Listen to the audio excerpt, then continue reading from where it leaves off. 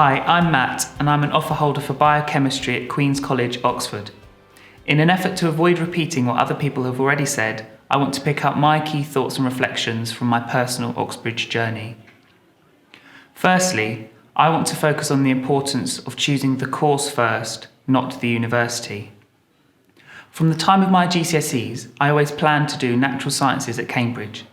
I really enjoyed both biology and chemistry, so I thought this broader course was the obvious choice that would give me the best of both worlds.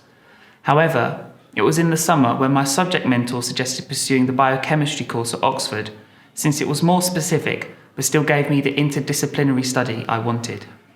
I'd been so blindly focused on the idea of Cambridge for the past few years and hadn't ever considered Oxford, let alone taken the time to properly look at the courses offered. But after doing some research, I realised it was the perfect course for me. And that's what I'd like to stress. The most important part of choosing your university is the course itself. After all, it's what you'll be studying every day for the next 3 or 4 years. The underlying experience of Oxford and Cambridge is very similar. They are mainly set apart by the courses offered. This is obvious for courses that are exclusive to only one university, but even those with the same title can vary greatly in the content covered and the style. So do make sure you look in depth at the courses on offer at Oxbridge as a whole and let that dictate which you apply to. Don't automatically settle on a second choice course for your theoretically preferred university. Equally, take a look at other courses that are similar to yours, but not the same. It may lead you to the same long-term goal via a slightly different route, or it might offer an altered perspective or spark a new interest for you, or could even lead you to a different career you hadn't even considered. If it's more niche with historically fewer applicants, it might even be a less competitive application. For example, instead of chemistry, you could do material science. Or why not pair history with economics or physics with philosophy? Or see how biomedical sciences compares to medicine? On that note, you need to ask why you're really applying to Oxbridge. It should only be because they teach your best subject, focusing on your favourite topics, taught in your ideal learning style with the world's top academics, not because of the reputation or because you think it's the best. There are many other amazing universities at arguably just as high a standard that offer different courses which might be a better fit for you. Your ideal course might be better taught at another university. Oxbridge isn't the best for absolutely everything. In the first instance, look at the course you want to do and then look at where you can study it. That being said, I would like to encourage all of you who are on the fence about applying to Oxbridge to just go for it. Provided you meet the entry requirements, there is nothing to say you won't succeed. You have just as much chance as everyone else and you won't know unless you try. Once they filter people with the right grades, they will use your personal statement and interview to look for a student who just loves their subject and has the confidence and drive to succeed. That's all they want. There is no specific student they're looking for. You don't need to be from a specific background or be a certain character. What's really struck me during my application and since is how Oxford and Cambridge don't live up to the stereotypes. That is, not all the students are pretentious and unapproachable. Everyone I've seen and spoken to has been friendly, humble, and normal.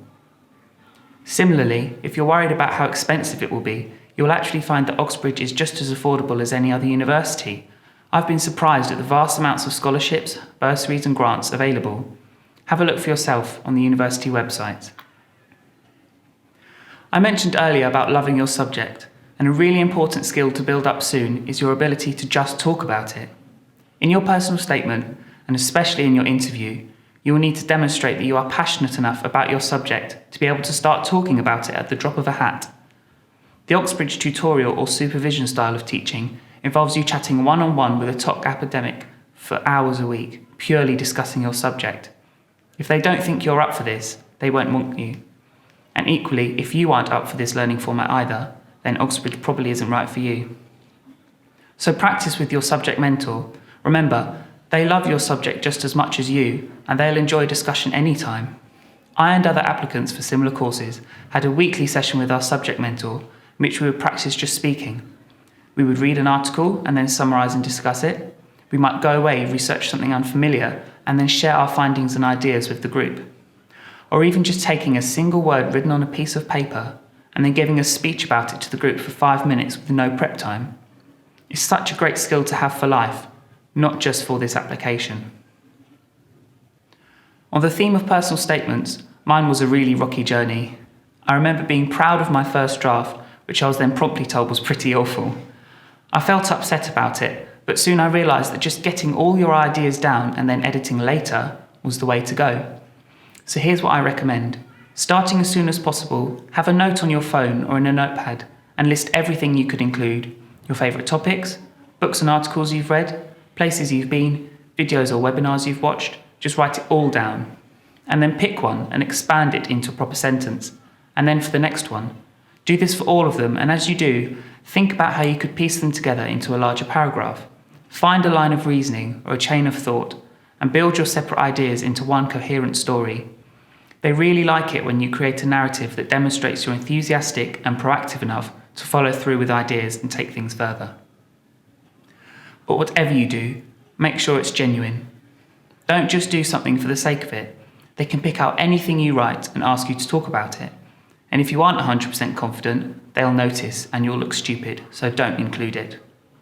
I made a passing comment at the end of my statement about a visit to a science lab, and in my mock interview and both of my actual interviews, it was picked up on and I was asked questions about it. Any little detail could be scrutinised. Finally, I just want to say, give it your all. It might at times feel like you're jumping through hoops, but if you truly love your subject, none of your preparation will feel like a chore.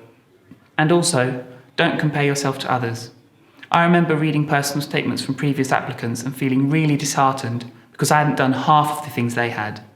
But it doesn't matter about them, just do your best, because every journey is unique. I hope this video has helped and that some of my ideas will be useful in your application. I wish you all the best. Thank you.